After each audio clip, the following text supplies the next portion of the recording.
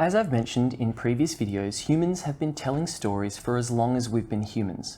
Now, narrative is just a fancy pants synonym for story, so when we talk about the manipulation of narrative elements and narrative structure, if it helps, just think of it as manipulation of story elements and story structure. I'll say narrative throughout these videos so that you get into the habit of saying narrative in your essays, but it really just means story.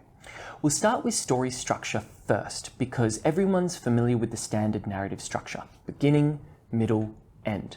Events in the story progress in a linear fashion, with each thing leading to the next thing chronologically. We call this linear narrative, and it serves as the norm for narrative structures.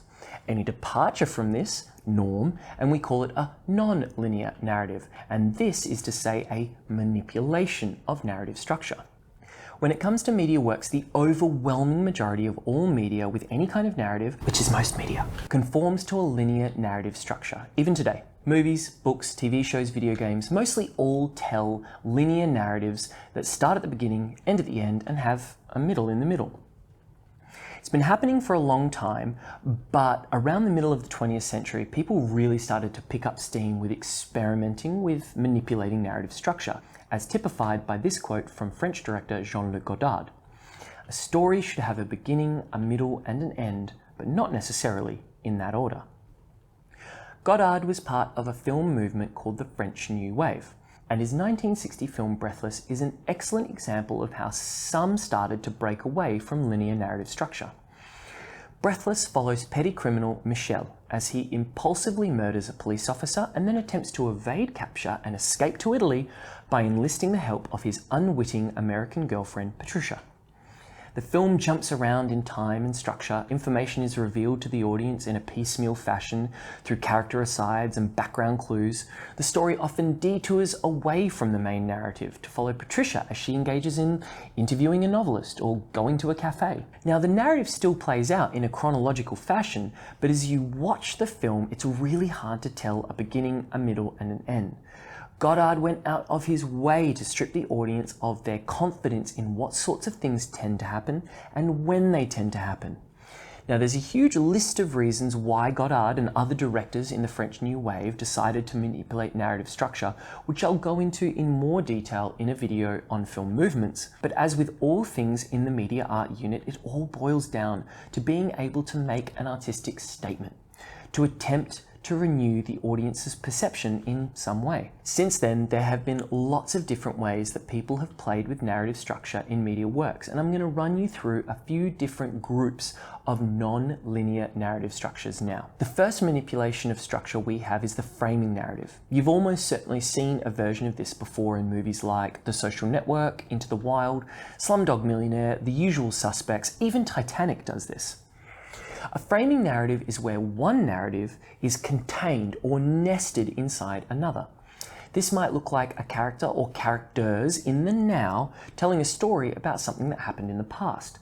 This might be plain storytelling, like in Titanic or in The Usual Suspects, or there might be some kind of motivating event, like the lawsuit in The Social Network, or the game show in Slumdog Millionaire. The story in most framing narratives usually conclude when the told story, which is happening in the past, catches up with the now, the framing narrative, so that the audience understands how the two connect together.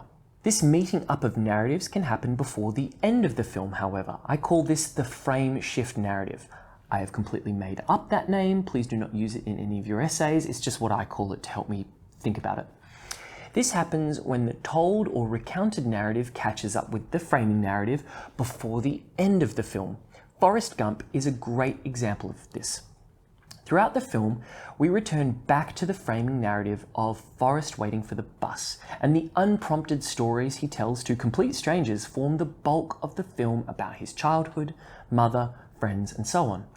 Eventually, however, this happens. Wondering if I could come down to Savannah and see her, and that's what I'm doing here. She saw me on TV running. I'm supposed to go on the number 9 bus to Richmond Street and get off and go 1 block left to 1947 Henry Street, apartment 4. Why, you don't need to take a bus. Henry Street is just 5 or 6 blocks down that way. Down that way? Down that way. It was nice talking to you. I hope everything works out for you.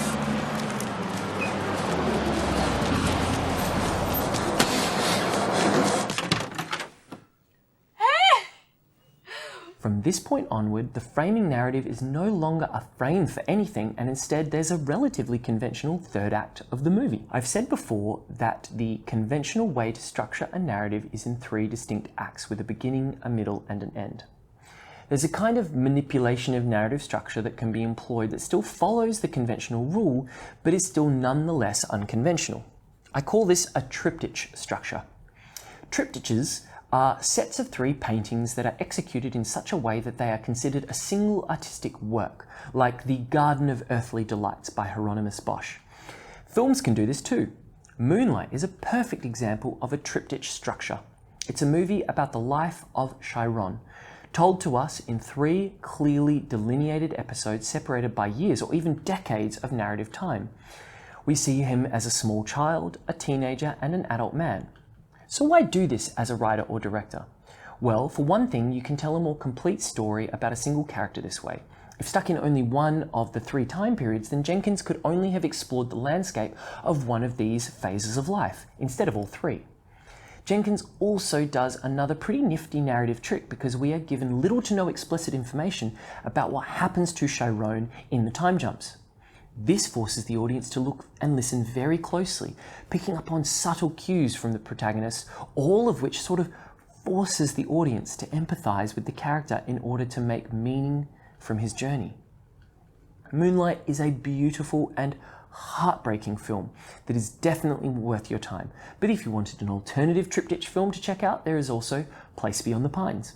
Our next narrative manipulation is one I call the different outcomes narrative, where we see different narratives depending on whether the events in the narrative happen differently. In a film like Sliding Doors, this looks like seeing a different story depending on whether the person did or didn't make it onto the train. In Run Lola Run, we see how Lola's life might be impacted in different ways depending on different events that might or might not happen to her. In About Time, our main character has the ability to go back in time and make different choices, and so the narrative plays out a bit like someone typing a story, constantly going back and revising things that have happened. And an honourable mention in this category goes to Amelie, where there's no alternative outcomes as such, but we keep spinning off the main narrative to see how Amelie has changed the lives of the characters she interacts with. The next manipulation of narrative I want to share is the hyperlink narrative. This happens when there's some kind of thread that ties a collection of otherwise disparate stories together. In a film like Babel, this disparity is taken to the extreme, with the different stories being told happening all over the world, and the links between them requiring close attention from the audience to puzzle out.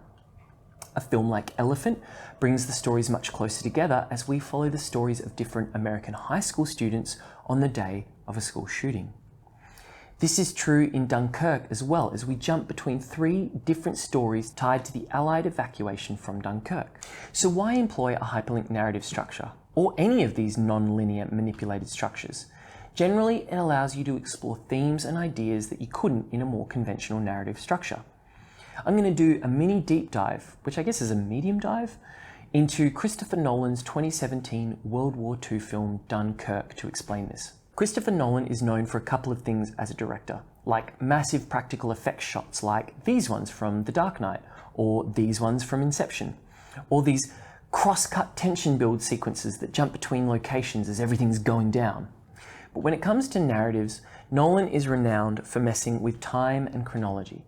He's told stories backwards, like in Memento. He's told a film that goes forwards and backwards in time interchangeably, like in Tenet. He's told films in a kind of Ouroboros, where the narrative loops back and eats its own tail, like in Interstellar. He's told narratives that jump around all over the place, and as the audience, you're never really sure what time you're in, like in The Prestige. Point is, one of his things is that he loves to mess with time when it comes to telling the stories in his films, and Dunkirk is no different. We follow 3 distinct stories in Dunkirk told in parallel, meaning we jump between the 3 stories throughout the film. But the 3 stories happen over vastly different time frames. The first follows a soldier waiting for evacuation over the course of a week, and we see the tedium and the terror interchangeably as we watch the soldier trying to figure out a way to get onto one of the evacuation ships before the enemy closes in and he's captured. Our second story unfolds over a single day and follows some British civilians taking their personal boat over the English Channel to attempt to help evacuate soldiers, since it's becoming clear the Navy ships are not going to be able to get everyone out in time. Our third and final story happens over a single hour and follows the story of a fighter pilot desperately attempting to protect the escaping ships from aerial attack from the enemy. All three narratives finish at the same time, and in the process, we, the audience, are given a different understanding of three very different experiences during the Dunkirk withdrawal. Telling the story of Dunkirk with a conventional narrative would never have been able to capture the full range of experiences and perspectives that Nolan manages to push together into his film. Some honourable mentions that don't make it into the more cohesive part of the video. Pay It Forward, where we start at the beginning and at the end, and we follow two stories in parallel back to the middle, which kind of makes the end of the narrative. Arrival. I love this film and really don't want to spoil it in any way, so just go watch it. All I'll say is that it does some interesting stuff with narrative and time. Eternal Sunshine of the Spotless Mind is about a guy who undertakes an experimental procedure to erase all of the memories that he has of his ex in order to get over her. Twist! He regrets his decision, and most of the film takes place inside his head as he jumps through his memories, trying to experience them and maybe save them before they're erased. And what I think is a spiritual successor to the playful yet emotional truth of Eternal Sunshine of the Spotless Mind, a film called Everything Everywhere All at Once, which is just amazing. Go watch it, you'll love it. Oh, and just because movies shouldn't get all the love, also go check out Westworld Season 1 for some fun stuff involving timelines. Whew, so that's narrative structure well and truly covered. What about the first part of the dot point, narrative elements? The list of narrative elements should be pretty familiar to you because you started studying them a long time ago, like primary school a long time ago. These are things like plot, character, point of view, setting, theme, conflict, and style. I'm not going to explain what each of these are. You've got a glossary that you can go through for that. Instead, I'm going to show you some examples of what experimenting with these narrative elements might look like. For instance, point of view. The most obvious example of how to play with point of view is through the point of view shot. There are whole movies shot POV style like Hardcore Henry, and entire TV shows shot POV style like Peep Show. But beyond simply the technicality of POV shots, which I'll get to in a second, there is the idea of what point of view the story itself actually comes from. Often a story is told from an omniscient third-person point of view. Most mainstream movies are told from this. Less commonly, we get a story from a single character's point of view like I talked about in Forrest Gump. But what does experimenting with point of view narratively look like? Well, in the 1950s, Akira Kurosawa made a film, Rashomon, a movie about the murder of a samurai told through the perspective of 4 different characters: a bandit, a wife, the murdered samurai, and a woodcutter. This film explores how point of view impacts narrative so compellingly that the Rashomon effect is now the name used to describe any time a story gets told from different perspectives. And it's even jumped the discipline barrier and been used in anthropology journals and legal cases as a reference to the effect of the subjectivity of perception on memory and recollection, by which observers of the same event are able to produce substantially different but equally plausible accounts of it. At a more literal level, you could look at a movie like Hardcore Henry, a hyper-violent, adrenaline-fueled roller coaster of an action film shot entirely from the first-person perspective. Hardcore Henry as a text asks the question, can we marry the look and engagement of a competitive first-person shooter video game like Call of Duty or Counter-Strike with a non-interactive, narrative-heavy medium like a feature-length movie? Now, to be clear, I don't think Hardcore Henry is a towering work of cinematic genius or anything like that. I'm old and boring enough now that it mostly just makes me kind of nauseous from the motion sickness. I bring your attention to these films as examples of what playing with point of view, be it narrative point of view as in Rashomon, or literal point of view like Hardcore Henry, can look like. You can also play with setting. In Shutter Island, Martin Scorsese messes with us, the audience, by changing setting in a way that we don't expect and don't really know what to do with. A central plot point for the protagonist of the film is the lighthouse. His ongoing investigations throughout the film keep mentioning and referring to the lighthouse. The only problem is that when it gets shown to us, the audience, it's always in a very significantly different place. At first, it's down by the ocean. Next, it's up on a high bluff. And all the while, it's made clear to us in the story that this is definitely the same exact lighthouse, not similar lighthouses in different places. So why do this? Why break a setting rule so fundamental that most of us don't even think of it as a rule in the first place? I don't want to spoil too much of the movie, but I can say this. Scorsese wants the audience uncomfortable. He wants us to respond exactly the way we will respond by going, wait, what the hell? What's happening here? A lot of you might be wondering why he'd want to make an audience feel uncomfortable in that way. For that, you're going to have to go and watch the film. It's good. Draw your own conclusion. Now, a film like I'm Not There shows us a way in which you could experiment with character in film. It's a biopic about the life of extremely famous musician Bob Dylan. Music biopics in the vein of Bohemian Rhapsody, Walk the Line, Respect, or even 8 Mile follow an incredibly consistent story structure centered around the musician the film is biographizing. Indeed, these movies have become so conventional that they have reached the true benchmark of predictability for a genre, the comedy parody film, in this case in the form of Walk Hard, the Dewey Cox story. For a really good video explaining how boilerplate these films have become, check out this awesome video essay from Patrick Willems about it. So what would experimenting with character look like in a genre utterly bogged down in convention like this one? Well, the first thing you could do is have the protagonist played by not one, but 6 different actors. Then you could make sure that none of these characters are actually called Bob Dylan. Then you could intercut and interweave all of these stories in a non-linear narrative. That would certainly be a departure. And once again, we ask ourselves the why question. Why mess with character presentation in this way? Todd Haynes, who directed the film, said that it was a response to the many shifting identities Dylan had displayed throughout his life and career, many often in direct contradiction to one another. Dylan is difficult and mysterious and evasive and frustrating and only makes you identify with him all the more as he skirts identity. Rather than building one cohesive character for us to either align with or oppose, we are afforded all of these different divergent personas which we can either resonate with or reject. Was it successful? I'm not sure. You'll have to go and watch the movie to see if it worked for you the way the director intended.